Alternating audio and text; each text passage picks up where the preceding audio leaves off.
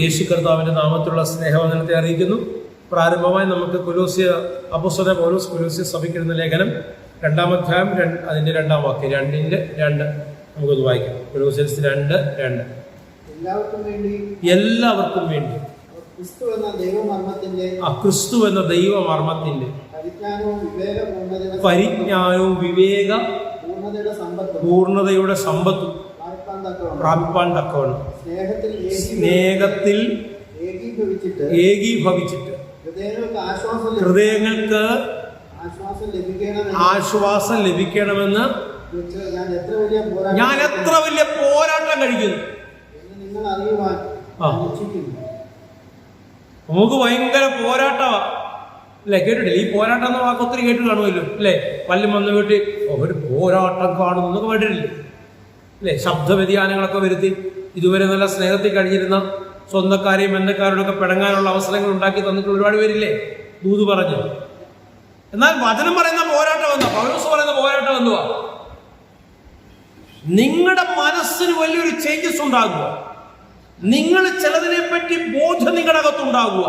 ഞാൻ എത്ര വലിയ പോരാട്ടം കഴിക്കുന്നു. ആ ബോധ്യത്തെ കുറിച്ച് നമുക്ക് ഒന്നുകൂടെ വായിക്കാം. ഒന്നുകൂടെ വായിച്ചാൽ ക്ലിയർ ആകും. വായിച്ചാൽ എല്ലാവർക്കും വേണ്ടി ക്രിസ്തു എന്ന ദൈവമർമ്മത്തിന്റെ എന്തിന്റെ പരിജ്ഞാനമോ? ക്രിസ്തു എന്ന ദൈവമർമ്മത്തിന്റെ പരിജ്ഞാനം, വിവേക പൂർണ്ണതയുടെ സമ്പത്ത് പ്രാപിപ്പാൻ തക്കവണ്ണം, ദൈവിക മർമ്മവും വിവേകപൂർണ്ണതയുടെ സമ്പത്തും പ്രാപിപ്പാൻ തക്കവണ്ണം. ഇത് പ്രാപിക്കണമെങ്കിൽ എന്തുണ്ടാകണം? ക്രിസ്തു എന്ന മർമ്മത്തിൽ അല്ലെങ്കിൽ ദൈവിക പരിജ്ഞാനത്തിൽ അതിന് വിവേകപൂർണ്ണത ഉണ്ടാകണമെങ്കിൽ സ്നേഹത്തിൽ എന്ത് ചെയ്യണം? ഏകീഭവിക്കപ്പെടണം. അധികം സ്തോത്രം വരത്തില്ലെന്ന് എനിക്കറിയാം. ഹല്ലേലൂയ. ചിലരൊക്കെ സ്തോത്രം ഹല്ലേലൂയ പറയുന്നുണ്ട്, ചിലർക്ക് അനങ്ങുന്നില്ല. കാരണം ഇന്ന് വാഹനം കിട്ടുന്ന വിഷയമോ പാർപ്പിടം കിട്ടുന്ന വിഷയമോ അക്കൗണ്ടുകൾ ഫ്രീസായ അക്കൗണ്ടുകൾ ഓപ്പൺ ചെയ്യുന്ന വിഷയമോ അല്ല പ്രസംഗ വിഷയം എന്ന് ഇപ്പോൾ മനസ്സിലായതുകൊണ്ടാകാം സ്തോത്രം കുറഞ്ഞത്. ഹല്ലേലൂയ. ദൈവിക പരിജ്ഞാനത്തിൽ ക്രിസ്തു എന്ന മർമ്മത്തിൽ ബലപ്പെടണമെങ്കിൽ സ്നേഹത്തിൽ ഏകീഭവിക്കപ്പെടണം. കാരണം സ്നേഹത്തിന്റെ പൂർണ്ണമായ യേശുവിനെ അറിയണമെങ്കിൽ ആ സ്നേഹത്തിന്റെ സാന്നിധ്യത്തിൽ നമ്മൾ നിറയേണ്ടത് ആവശ്യമാണ്. ഹല്ലേലൂയ.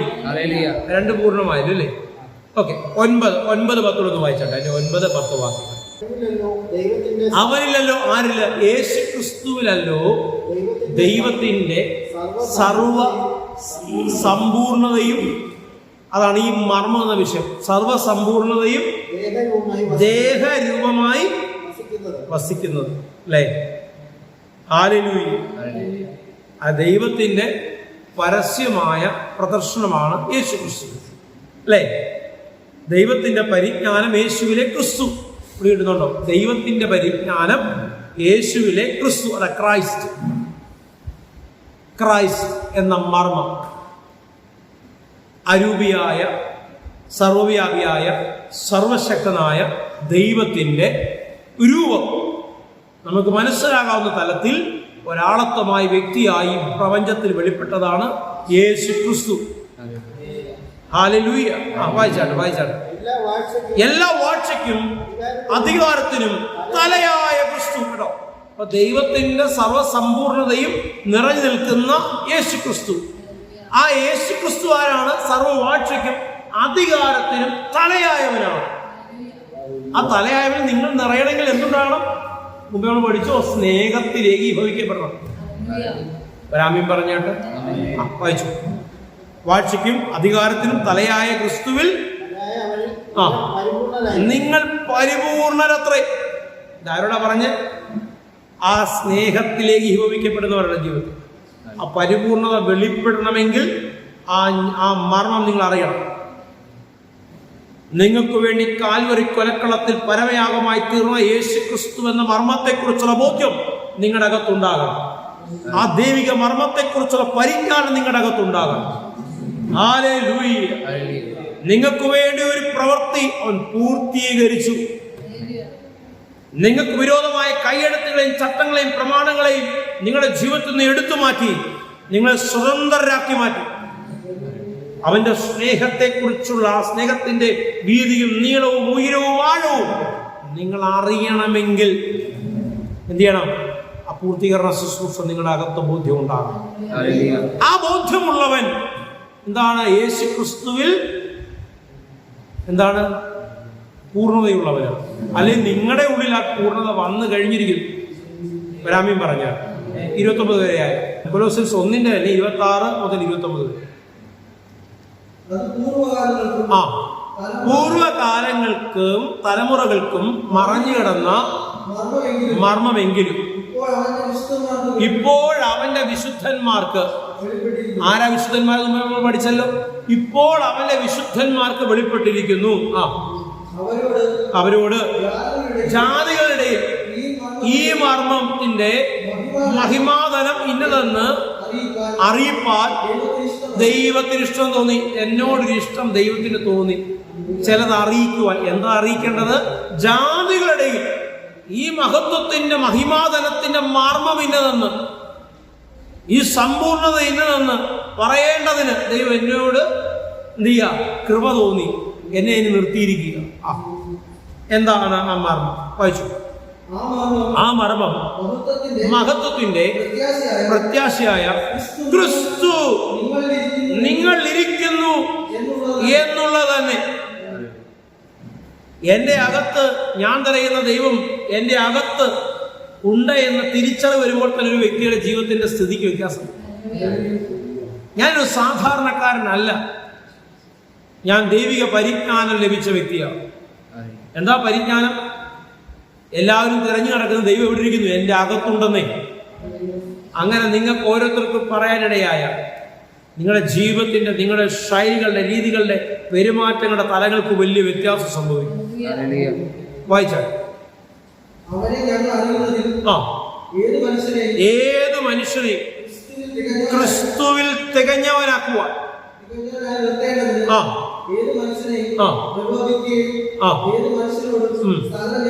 സകല ജ്ഞാനത്തോടും ഉപദേശിക്കുകയും ചെയ്യുന്നു. അപ്പൊ ഉപദേശത്താൽ ഈ ജ്ഞാനം ട്രാൻസ്ഫർ ചെയ്യുന്നത് മുഖാന്തരം സംഭവിക്കുന്നതാണ് ഏത് മനുഷ്യനെയും ക്രിസ്തുവിൽ എന്താണ്?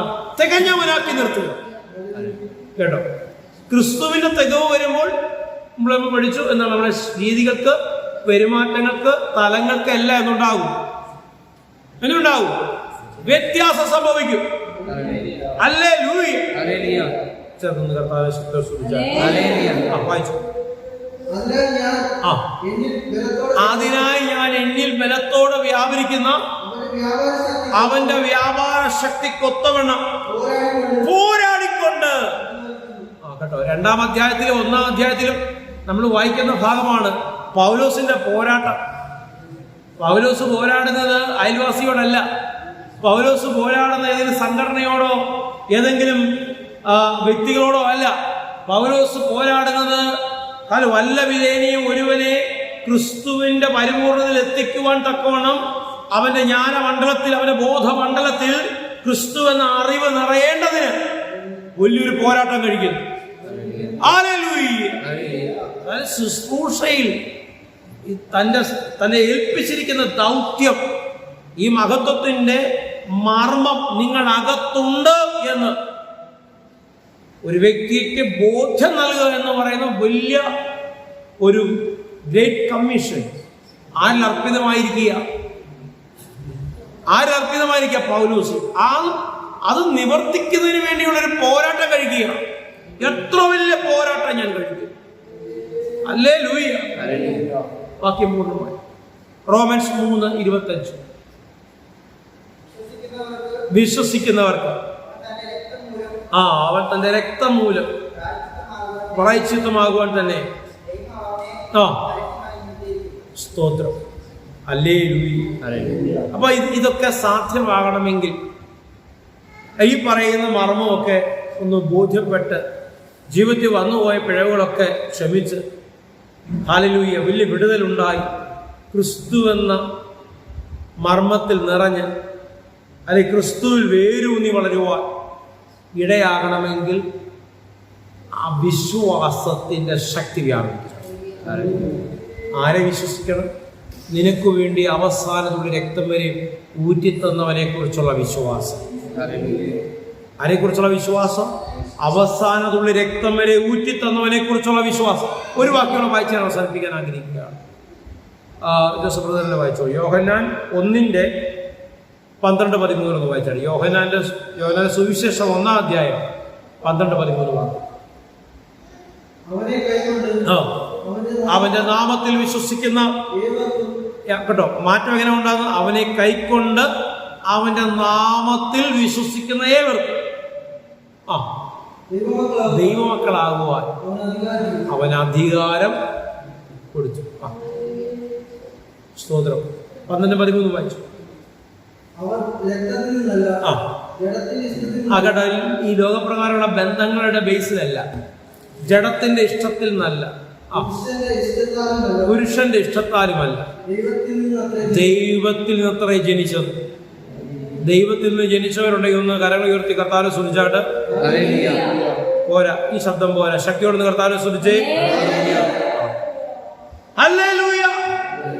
ക്രിസ്തു ആരാന്ന് വെച്ചാൽ ദൈവത്തിന്റെ പരിജ്ഞാനം വെളിപ്പെട്ടു, അല്ലെങ്കിൽ യേശുവിലൂടെ വെളിപ്പെട്ടു. അരൂപിയായ ദൈവത്തിന്റെ, സർവ്വവ്യാപിയും സർവശക്തനായ ദൈവത്തിന്റെ പൂർണ്ണതയുള്ള രൂപം ഞാൻ ആരിൽ കണ്ടു? യേശു ക്രിസ്തുവിൽ കണ്ടു. അതാ ഫിലിപ്പോസോട് പറയുന്നത്, എന്റെ ഫിലിപ്പോസേ, എടാ, ഇത്രയും കാലം ഞാൻ നിന്റെ കൂടെ ഇരുന്നിട്ട് നീ എന്നെ അറിയുന്നില്ലയോ? പിന്നെ എങ്ങനെയായി പിതാവിനെ കാണിച്ചു തരണം നീ പറയുന്നത്? എന്നെ കണ്ടവൻ പിതാവിനെ കണ്ടിരിക്കുന്നു. കിട്ടുന്നുണ്ടോ? ഹല്ലേലൂയ. ക്രിസ്തുവിലുള്ള പരിപൂർണത വലിയൊരു മിസ്റ്റിക്കൽ റെവലേഷനാണ്. അത് ഉള്ളിലോട്ട് നിറഞ്ഞു കഴിഞ്ഞാൽ, ആ വെളിപ്പാട് ഉള്ളിലോട്ട് വന്നു കഴിഞ്ഞാൽ, ശൈലികൾക്ക്, രീതികൾക്ക്, പെരുമാറ്റങ്ങൾക്കെല്ലാം വ്യത്യാസം സംഭവിക്കും. പിന്നെ എൻ്റെ ദൈവമേ എന്നെ അനുഗ്രഹിക്കണമെന്ന് തന്നെ പ്രാർത്ഥന നിന്നു. കാരണം അനുഗ്രഹത്തിന്റെ ഉടമസ്ഥൻ എവിടെ വന്നു കഴിഞ്ഞു? എന്റെ ഉള്ളിൽ വന്നു കഴിഞ്ഞു. അവന്റെ അടിപ്പിടരാ, കേട്ടോ. അയ്യോ, എനിക്ക് സൗഖ്യം തരണേന്നുള്ള പ്രാർത്ഥന മാറും. അവന്റെ അടിപ്പിടരാൽ എനിക്ക് സൗഖ്യം വന്നിരിക്കുന്നു എന്ന് പറഞ്ഞ് യേശു കർത്താവിന്റെ, പറയുന്നില്ല, യേശു കർത്താവിന്റെ അടിപ്പിടരാൽ എനിക്ക് സൗഖ്യം വന്നിരിക്കുന്നു, കേട്ടോ. ഈ ഒരു വെളിപ്പാട് നിങ്ങളുടെ അകത്ത് ശക്തിയോടെ ബലപ്പെട്ട, ചോദിക്കുന്നതിലും നനയ്ക്കുന്നതിലും അത്യന്തപരമായ ജീവിതത്തിൽ വെളിപ്പെടും. ഹല്ലേലൂയ. നിങ്ങൾ ചിന്തിച്ചതും ചോദിച്ചതും ഒക്കെ നിങ്ങളുടേതായ ഒരു തലത്തിലാണ്. പക്ഷേ എല്ലാത്തിനെയും ഒറ്റ വാക്കുകൊണ്ട് ഉണ്ടാക്കിയവന്റെ തലങ്ങൾക്കനുസരിച്ച് നിങ്ങളുടെ ജീവിതത്തിൽ വലിയ മറുപടി ഉണ്ടാകും. കിട്ടുന്നുണ്ടോ? ഹല്ലേലൂയ. അവന്റെ റിച്ച്നെസ്, അല്ലെ അവന്റെ ഗ്ലോറി, സർവശക്തനായ തമ്പുരാന്റെ മഹത്വത്തിനൊത്തവണ്ണം, സർവശക്തനും സർവവ്യാപിയുമായ ദൈവത്തിന്റെ മഹത്വത്തിനൊത്തവണ്ണം നിങ്ങളെ അവൻ ഉയർത്തി ഉയർത്തി മാനിക്കുക തന്നെ ചെയ്യും. മനസ്സിലാക്കുന്നത് മാത്രം ഒന്ന് കർത്താവിനെ സ്തുതിച്ചാട്ട്. അപ്പൊ എന്നെ ഉയർത്തണമേ, എന്റെ ജീവിതത്തിൽ നന്മ തരണമേ, എന്റെ കർത്താവേ എന്നെ അനുഗ്രഹിക്കണമേ. ഇനി മല്ല് പിടിച്ച് പോരാടി പ്രാർത്ഥിക്കുമെന്ന് ചെയ്യേണ്ട കാര്യമില്ല. പുതിയ നിയമ മധ്യസ്ഥ യേശു ക്രിസ്തുവിനെ കുറിച്ച് തിരിച്ചറിഞ്ഞു കഴിഞ്ഞാൽ, ആ ക്രിസ്തുവിൽ നിങ്ങൾ വേരൂന്നി വളർന്നു കഴിഞ്ഞാൽ, അല്ലെങ്കിൽ ഭൗതിക വിഷയങ്ങൾക്കുള്ള പ്രാർത്ഥനകൾ തന്നെ നിന്നുപോകും. കാരണം എന്താണ്? എന്റെ തമ്പുരാൻ എന്റെ അകത്തിരിക്കുന്നതുകൊണ്ട് എന്റെ ജീവിതത്തിൽ എല്ലാം നന്മയ്ക്കായി കൂടി വ്യാപരിക്കും. എല്ലാം നന്മയ്ക്കായി കൂടി വ്യാപരിക്കും. കണ്ണുകടയ്ക്കാം, പ്രാർത്ഥിക്കാം. പ്രിയ പിതാവേ, കർത്താവേ, വലിയൊരു വെളിപ്പാട് എന്നെ കേട്ടുകൊണ്ടിരുന്നവരുടെ ഉള്ളത്തിൽ അങ്ങ് പകർന്നതിനെ ഓർത്തു സ്തോത്രം. ഞാൻ തകർന്നു പോകാനല്ല എന്റെ ദൈവം എന്നെ വിളിച്ച് വേർതിരിച്ചത്. ഞാനൊരു അപമാന പാത്രമായി മാറാനല്ല എന്റെ ദൈവം എന്നെ വിളിച്ച് വേർതിരിച്ചത്. അവൻ എന്നെ ഉയർത്തി മാനിക്കുക തന്നെ ചെയ്തു. എന്നെ ഒന്ന് കൈപിടിച്ച് മുന്നോട്ട് നടത്തുവാൻ എനിക്ക് ആരുമില്ല. കുഴപ്പമില്ല, ഞാൻ കൂടെയുണ്ടെന്ന് പറയുവാൻ എന്റെ ജീവിതത്തിൽ ആരുമില്ല. ഇപ്രകാരം ഭാരത്തോടെ, സങ്കടത്തോടെ പ്രാർത്ഥിക്കുന്നവർ, വിഷമത്തോടെ വിഷയങ്ങൾ ദൈവസ്ഥനിൽ സമർപ്പിക്കുന്നവരോട് ഞാൻ പറയട്ടെ, നിന്നെ കൈവിടാത്ത, നിന്റെ കൈക്ക് പിടിക്കുവാൻ കഴിവുള്ള, നിന്നെ എത്തിക്കേണ്ടിടത്ത് എത്തിക്കുമെന്ന് വാക്കു പറഞ്ഞിട്ടുണ്ടെങ്കിൽ അത് അപ്രകാരം ചെയ്യുവാൻ കഴിവുള്ള ഒരു ദൈവം നിന്റെ കൂടെയുണ്ട്. ആ ക്രിസ്തു, ആ ദൈവിക മർമ്മം നിന്റെ അകത്തിരിക്കുന്നു. അവൻ നിന്നെ ഉയർത്തി മാനിക്കുക തന്നെ ചെയ്യും. കർത്താവെ, പ്രാർത്ഥന മുമ്പാകെ കർത്താവെ തല താഴ്ത്തിയിരിക്കുന്ന പൂർണ്ണമായും ദൈവസാന്നിധ്യത്തിന് മുൻപാകെ അർപ്പണ മനോഭാവത്തോടെ പ്രാർത്ഥനയിരിക്കുന്ന ഇന്റർനെറ്റ് മുഖാന്തരം എന്നെ കണ്ടുകൊണ്ടിരിക്കുന്നവരുടെയൊക്കെ ജീവിതത്തിൽ നന്മകളും അനുഗ്രഹങ്ങളും വിടുതലും ഉണ്ടാകട്ടെ എന്ന് ഞാൻ പ്രാർത്ഥിക്കുന്നു. സഭയ്ക്കകത്ത് നിന്ന് കടന്നു വന്ന എല്ലാവരുടെ മേലും വലിയ വെളിപ്പാട്, വലിയ മഹത്വം, വലിയ ജ്ഞാനം, വലിയ ഗ്ലോറി വെളിപ്പെടുന്ന തമ്പുരാന്റെ അധികാരമുള്ള നാമത്തിൽ തന്നെ. ലാസ്റ്റ് ടൈം മിനിസ്റ്റർ ബ്രൈറ്റ് ചർച്ചിന്റെ പ്ലാറ്റ്ഫോമിൽ നിന്നുകൊണ്ട് ഒരിക്കൽ കൂടെ ഞാൻ വിളിച്ചു പറയാൻ ആഗ്രഹിക്കുകയാണ്. എല്ലാവർക്കും വേണ്ടി എല്ലാം സമർപ്പിച്ച സർവശക്തനും സർവവ്യാപിയുമായ വചനമായ ദൈവം നിങ്ങളുടെ അകത്തിരിക്കും. ഇനി നിങ്ങൾ ഭാരപ്പെടരുത്. ഇനി നിങ്ങൾ ഒന്നിനെ ചൊല്ലി പ്രയാസപ്പെടരുത്. മറുപടി നീ കാണുക തന്നെ ചെയ്യും. ആമേൻ, ആമേൻ, ആമേൻ.